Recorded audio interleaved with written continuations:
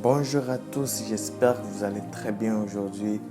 J'espère que vous allez bien avec votre famille, avec votre proche. Le sujet d'aujourd'hui que j'aimerais partager, c'est comment évangéliser puissamment, comment évangéliser avec efficace, avec puissance. Parce que vous savez, nous sommes dans un temps, nous sommes dans le temps de la fin. Il faut que l'Église se réveille maintenant pour aller prêcher l'Évangile. Vous savez, dans l'année 2020, nous sommes passés dans des temps de crise, dans des temps de situations de crise. Maintenant, il y a des révoltes, maintenant il y a des rassemblements. Maintenant, il faut que les enfants de Dieu se lèvent. La Bible dit que la création attend avec un ardent désir la manifestation des fils de Dieu. Maintenant, il est temps que les gens se lèvent. Maintenant, il est temps que les enfants de Dieu se lèvent pour aller prêcher la bonne nouvelle de Jésus-Christ. C'est ça que dans cette vidéo, j'aimerais juste parler de quelques techniques, de quelques méthodes que le Saint-Esprit m'a enseigné afin que nous puissions évangéliser avec puissance. Parce qu'il y a Jésus veut se réveiller dans ce monde. Jésus veut que nous parlons de lui. Il veut annoncer. Il veut que sa parole soit annoncée. C'est pour ça qu'il a dit allez partout dans le monde, prêcher la bonne nouvelle à toute la création. Maintenant, c'est le temps maintenant que nous nous lèverons, que nous sortions pour aller annoncer la parole de Jésus-Christ. La première méthode que j'aimerais partager avec vous avant d'aller évangéliser, c'est ça la première méthode. Avant d'aller évangéliser, il faut que d'abord que nous nous mettions en règle avec Dieu. Il faut que nous et Dieu nous soyons en règle. Il faut que nous et Dieu, il n'y a pas de problème entre nous et Dieu. Parce que si Dieu veut si Dieu veut agir dans notre vie, il faut que nous et Dieu nous soyons en règle.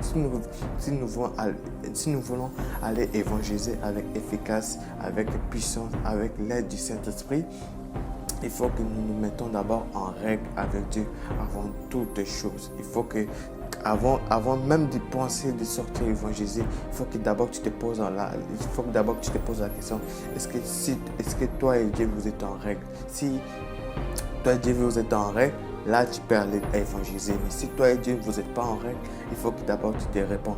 Et la plupart des gens qui veulent aller évangéliser, ils ne sont pas en règle avec Jésus-Christ. C'est pour ça que tu peux voir une personne, après l'évangélisation, il est attaqué par le diable, il est attaqué par l'ennemi, il tombe dans le péché parce qu'il ne s'est pas mis en règle avec Jésus-Christ. Vous savez, les fils de Séva, quand ils sont partis aller chasser les démons l'ont dit, les démons leur répondu, nous connaissons Jésus, nous connaissons Paul, mais nous ne nous connaissons pas. Parce que laisse-moi juste vous dire, quand nous partions évangéliser, nous partions dans un combat. Nous ne partons pas dans une expédition, dans des niaiseries ou des choses comme ça. Quand nous partons évangéliser, si nous partons dans un combat entre nous et l'ennemi.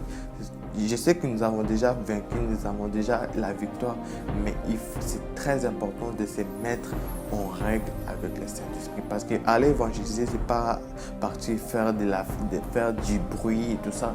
Non, aller évangéliser, c'est partir dans un combat. Parce que nous partons dans les territoires ennemis pour aller récupérer les âmes, pour aller ramener les âmes à Jésus-Christ. Même si le diable ne va pas vouloir, nous partons dans les territoires ennemis pour ramener. C'est ça que le plus important, il faut faire avant de partir évangéliser. Il faut d'abord que nous nous mettions en règle avec Dieu. Sinon, l'ennemi va nous décimer.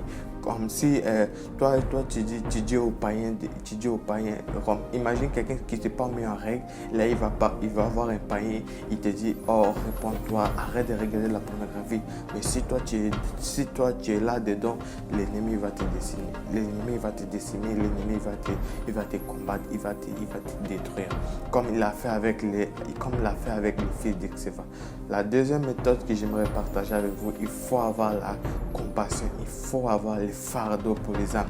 Vous savez pourquoi dans l'église, Il y a des pasteurs qui prêchent, il y a des pasteurs qui disent, ou des prédicateurs qui disent toujours aux gens d'aller évangéliser, qui poussent tout le temps des gens d'aller évangéliser, parce que la plupart des gens à l'église n'ont pas cet fardeau pour les âmes. Ils n'ont pas le fardeau pour les âmes. Parce que chaque chrétien, chaque enfant de Dieu, il doit avoir le fardeau pour les âmes. Tu n'es pas obligé d'être un grand évangéliste des nations ou des choses comme ça. Il faut que tu aies la compassion pour les âmes. Jésus-Christ, quand il a vu la foule, il use de compassion. Il a eu compassion pour la foule. C'est pour ça qu'il a dit, ils sont comme des brebis qui n'ont pas de berger. C'est pour ça que Jésus a dit qu'il y a encore des brebis qui doivent retourner à la bergerie. C'est pour ça qu'avant, pour aller évangéliser là, il faut que tu aies la compassion pour les âmes. Même si tu pars évangéliser pour une personne, la personne te rejette. Les gens qui ont vraiment compassion là, ils ne sont pas obligés d'être poussés par un pasteur pour être poussés par des prédicateurs. Non, à cause de leur compassion, à cause que Jésus-Christ a mis cette compassion pour les âmes, à cause qu'ils ont le cœur de Jésus-Christ. Même personne ne peut leur dire d'aller évangéliser. Ils vont toujours sentir le besoin de parler au moins à une seule personne, parce que la Bible dit qu'il y a de la joie dans les cieux. Dans les cieux, quand il y a un seul pécheur qui se répand. Quand des gens qui ont vraiment la compassion pour les âmes, ils n'ont pas besoin d'être des prophéties pour dire « Oh non, toi tu vas aller dans les nations pour aller évangéliser ». Non, quand ils ont la compassion des âmes, ils sortent dehors, ils vont annoncer la parole, ils vont prêcher la bonne nouvelle afin que les gens connaissent. Même s'il y a des gens qui les rejettent, ils continuent parce que Jésus a eu compassion des âmes, il a eu compassion de nous. Nous aussi, nous devons aussi avoir compassion des âmes. C'est ça que c'est très important d'avoir cette fardeau pour les âmes. Si tu n'as pas encore cette fardeau pour les âmes, il faut demander à Dieu le fardeau pour aller annoncer la parole, le fardeau pour aller prêcher la bonne nouvelle, car les âmes doivent être sauvées et les âmes doivent connaître Jésus-Christ. C'est ça la deuxième méthode que je voudrais vous parler. La troisième méthode que j'aimerais vous parler avec vous et que j'aimerais partager avec vous, c'est la prière. Car sans la prière, nous ne pouvons pas aller évangéliser. Avant que nous sortions évangéliser, il faut que nous passions du temps dans la prière. Parce que c'est dans la prière que toutes les choses se créent. C'est dans la prière que le Saint-Esprit va nous rendre de sa puissance. C'est dans la prière que Jésus-Christ va nous revêtir. Vous savez, les apôtres, Jésus-Christ, il a dit de rester à Jérusalem parce qu'ils vont recevoir une puissance. Le Saint-Esprit va venir, le Saint-Esprit va venir les remplir afin qu'ils puissent aller témoigner la bonne nouvelle avec puissance. Mais la plupart des gens, ils n'aiment pas prier, ils aiment évangéliser, mais ils n'aiment pas rester dans la prière. Parce que la prière, c'est très important. C'est très important de prier avant de sortir, de préparer le cœur des gens que tu vas parler, de briser tous les plans de l'ennemi. C'est très, très, très important de prier avant. Parce que dans la prière, tout se crée dans la prière. Tout se crée dans la prière. Tu peux être revêtu de la puissance de Dieu dans la prière. Les apôtres, quand ils étaient en train de persévérer dans la prière, là, le Saint-Esprit est venu les remplir, les revêtir de la puissance. C'est pour ça que après qu'ils eussent été remplis par le Saint-Esprit dans la chambre haute, ils sont sortis, ils ont annoncé la bonne nouvelle. Paul a annoncé la bonne nouvelle et 3000 personnes se sont converties. S'ils n'étaient pas remplis du Saint-Esprit, peut-être que les 3000 personnes ne seront pas converties à cause qu'ils ont prié, ils ont attendu que le Saint-Esprit les remplisse, ils ont attendu que le Saint-Esprit vienne prendre le contrôle. Et là, ils sont sortis dehors pour aller annoncer la bonne nouvelle. C'est pour ça que c'est très important. Avant de sortir, il faut prier. Avant de sortir pour aller annoncer la bonne nouvelle, il faut prier. Il faut demander la direction à Dieu. Il faut demander à Dieu comment nous pouvons évangéliser, comment nous pouvons toucher ces âmes. C'est pour ça que c'est très important la prière, parce que tout se crée dans la prière. La quatrième chose que j'aimerais partager avec vous, c'est ça, les tops. Si ça manque ça, rien ne peut finir.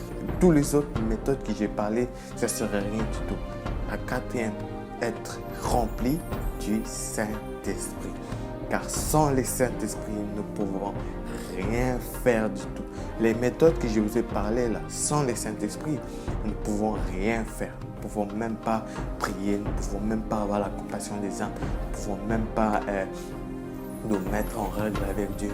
Sans le Saint-Esprit, nous ne pouvons rien faire. C'est pour ça que la méthode la plus importante de tout, c'est la quatrième, c'est être rempli du Saint-Esprit. Car le Saint-Esprit dans la Bible, ça dit de ne pas nous inquiéter de ce que nous allons dire. Parce qu'à l'instant même, l'Esprit nous donnera ce que nous avons besoin de dire. Quand nous partons évangéliser, il faut que nous soyons remplis du Saint-Esprit, remplis de la présence de Dieu. Car sans le Saint-Esprit, nous ne pouvons rien. C'est le Saint-Esprit qui convainc les cœurs. C'est le Saint-Esprit qui va convaincre les gens de leurs péchés. C'est lui-même. C'est lui-même, c'est pas nous. Dieu nous demande de parler, mais c'est le Saint-Esprit qui va lui convaincre. Il va convaincre les gens du péché. C'est pas nous, c'est le Saint-Esprit. C'est pour ça que c'est très important d'être rempli du Saint-Esprit pour aller évangéliser. C'est très important. Car sans lui, nous ne pouvons pas évangéliser. Je vous dis que nous ne pouvons pas avoir cette audace de se tenir dans le métro, de se tenir dans le bus, de se tenir dans la rue pour aller évangéliser. Il faut que le Saint-Esprit nous remplisse avant d'aller évangéliser. C'est lui le principal solution pour évangéliser avec puissance. Car sans le Saint-Esprit, nous ne pouvons pas évangéliser. Nous ne pouvons même pas gagner ça. Nous ne pouvons même pas gagner un âme sans le Saint-Esprit. Il faut que le Saint-Esprit nous remplisse. Il faut que le Saint-Esprit nous conduise. C'est juste ce message que j'aimerais partager avec vous. Il faut que nous nous réveillons pour aller annoncer la parole de Dieu. L'ennemi a assez fait des ravages. L'ennemi a assez tourmenté les gens. Il faut que nous réveillons. Il y a le réveil qui arrive bientôt. Nous pouvons crier réveil, réveil, réveil. Mais si nous ne faisons rien, le réveil ne va pas se manifester. C'est pour ça que je vous prie de vous réveiller, vous les chrétiens, pour aller annoncer la bonne nouvelle de Jésus-Christ. Car le monde doit connaître Jésus. Le monde doit annoncer la parole. Le monde doit connaître qui est Jésus-Christ. Si toi, tu n'es pas encore chrétien et tu regardes cette vidéo jusqu'à la fin, je t'encourage simplement à donner, à te répondre de tes péchés, à donner totalement, en croire en Jésus-Christ. Car Jésus-Christ vous aime énormément. Et Jésus-Christ veut que nous prêchions l'évangile. Il nous a dit d'aller, il ne nous a pas dit de rester chez nous confinés. Même si tu ne peux pas sortir dehors, prends au moins juste un temps dans ton téléphone, comme j'ai en train de faire maintenant là. Pas juste un temps dans ton téléphone, tu fais une vidéo en train de prêcher l'évangile, en train d'annoncer la bonne nouvelle de Jésus-Christ. Car nous avons tous un moyen, au moins un moyen pour annoncer la bonne nouvelle. La Bible dit que Dieu parle tantôt d'une manière, tantôt d'une autre. Nous pouvons aussi évangéliser tantôt d'une manière, tantôt d'une autre. Tu n'es pas juste obligé de sortir dehors pour aller annoncer. Sortir dehors, c'est très important. Mais aussi, il y a aussi des techniques, d'autres méthodes. Tu peux évangéliser puissamment. Ton téléphone, Facebook. Nous avons tous des réseaux sociaux pour aller évangéliser. C'est ça que nous n'avons pas d'excuses pour ne pas parler de Jésus-Christ. Une personne qui est vraiment en Christ ne peut pas faire une journée sans annoncer la bonne nouvelle. À moins qu'il est en jeûne, à moins que Jésus-Christ lui dit de se mettre, de jeûner. Là, il peut faire des journées sans aller évangéliser. Mais une personne, un chrétien, ne peut pas faire une journée sans évangéliser. C'est très important d'aller parler, annoncer la bonne nouvelle de Jésus-Christ. C'est juste cette vidéo que j'aimerais partager avec vous. Partager et que Dieu vous bénisse. J'espère que Dieu vous a touché, que Dieu vous a fait du bien. Que Dieu vous bénisse. Soyez bénis. Protégez-vous contre ce coronavirus. Restez chez vous. Que Dieu ou sortez annoncer, ou portez des masques. Sortez annoncer la bonne nouvelle de Jésus-Christ. Que Dieu vous bénisse abondamment.